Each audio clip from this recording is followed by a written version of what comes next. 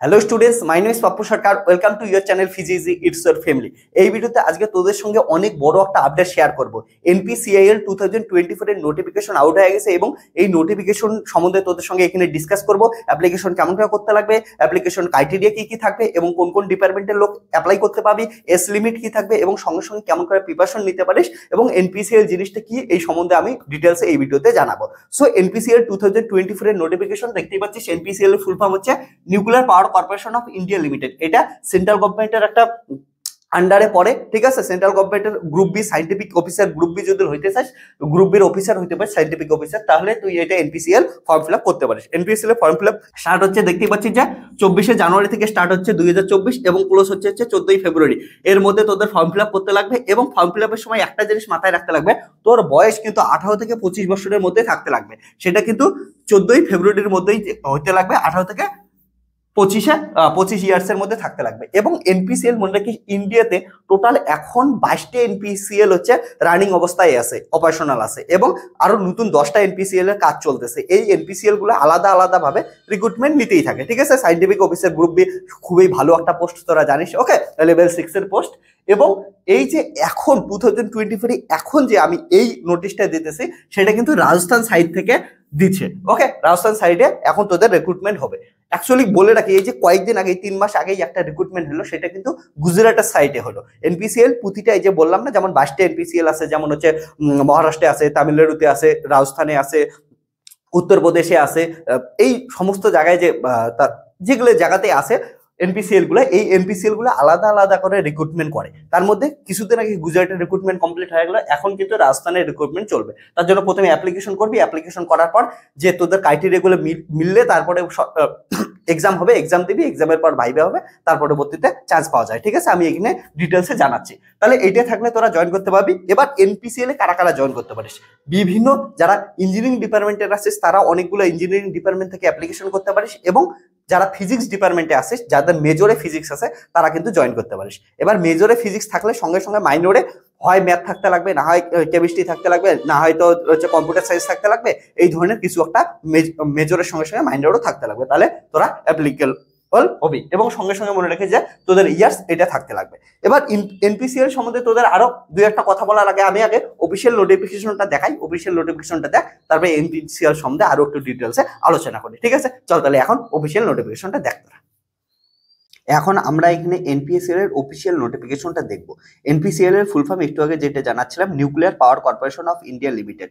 এবং 2024 এই যে নোটিফিকেশনটা আছে সেটা কিন্তু রাজস্থানের সাইড থেকে আসছে। এনপিসিএল এর প্রতিটা সাইড থেকে আলাদা আলাদা ভাবে এনপিসিএল এ রিক্রুটমেন্ট করে, ওকে। কিছুদিন আগে 3 মাস আগে যেটা গুজরাটের সাইডটা হলো সেটা রিক্রুটমেন্ট কমপ্লিট হলো, এখন রাজস্থান সাইডে ভ্যাকেন্সি আসছে। সেই রাজস্থান সাইডে এখন কিন্তু ভ্যাকেন্সি হবে। তোরা সবাই কোটার নাম শুনছিস এতদিনে, আশা করি।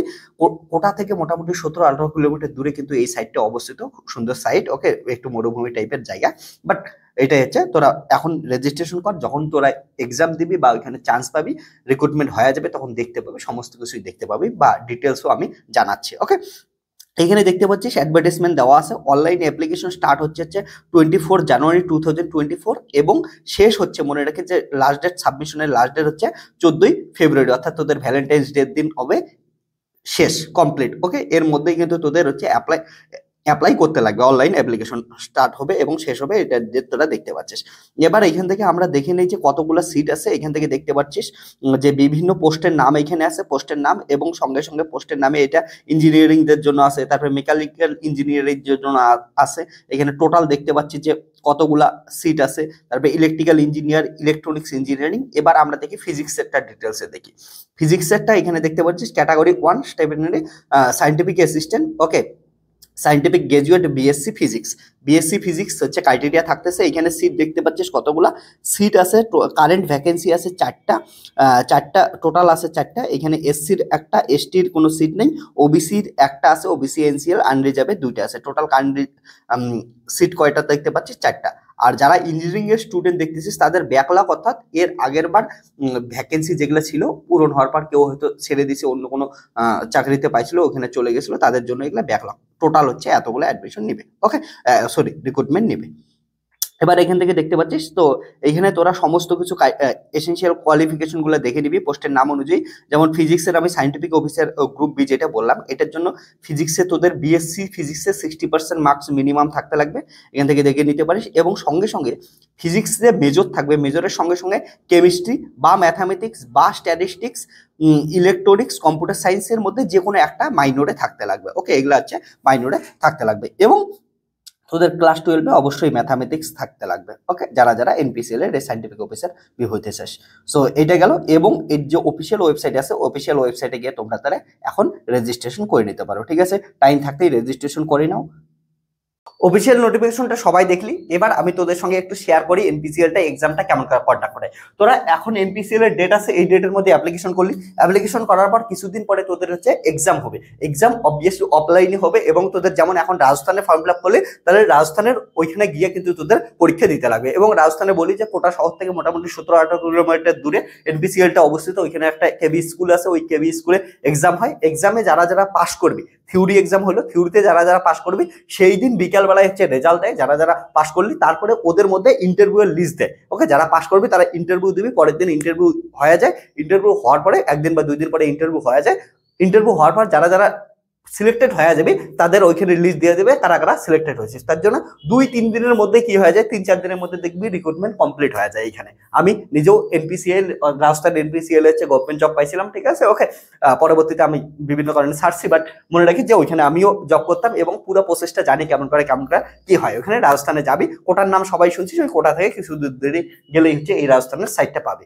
আবার বলি তোদের যারা যারা ফিজিক্সে আছে তাদের কোশ্চেন কেমন হয়, কোশ্চেন কিন্তু বিএসসি লেভেলের কোশ্চেন হয়। কিন্তু যারা যারা এমএসসি করতেছিস এবং বয়েস যদি এটার মধ্যে থাকে, তাদেরও বলবো সবাইকে ফর্ম ফিল আপ করার জন্য। আর বিএসসি তে যারা ফার্স্ট ইয়ার সেকেন্ড ইয়ারে আসে তাদের করলে হবে না, যারা কমপ্লিট করছিস বিএসসি 60% মার্কস সহ, তারাই কিন্তু এখানে কি করতে পারবে, ফর্ম ফিল আপ করতে পারবে। বা যারা যারা এমএসসি রানিং অবস্থায় আছে তারাও কিন্তু এখন ফর্ম ফিল আপ করে দেখতে পারিস, এবং ওখানে যাবি, ইন্টারভিউ ক্র্যাক করবি। একবার থিওরি একদম সোজা হয়। ঠিক আছে, মডার্ন ফিজিক্স থেকে বেশি আসে, বা ক্লাসিক্যাল মেকানিক্স এগুলোর থেকেও আসে, এমন না যে এগুলো থেকে আসে না, বাট মডার্ন ফিজিক্স থেকে বেশি আসে, এবং সঙ্গে ক্লাসিক্যাল সলিড এগুলোও কিন্তু পড়তে লাগে। ওকে, এবার পড়ার পর মনে রাখবি, যদি একবার থিওরি এক্সামটা ক্লিয়ার করলে ভাইবা একটু স্ট্যান্ডার্ড নিয়মে ভাইবা হয়, একটু ভালো করে ভাইবাটা দিলে তাহলে তোদের ওইখানে কমপ্লিট হয়ে যাবে। ঠিক আছে, আর এটা পে লেভেল 6 এর ভালো গ্রেডের সাইন্টিফিক অফিসার হবে, পরবর্তীতে প্রমোশন হয়, ভালো প্রমোশনের পর অনেক দূর তোরা পৌঁছে যেতে পারিস।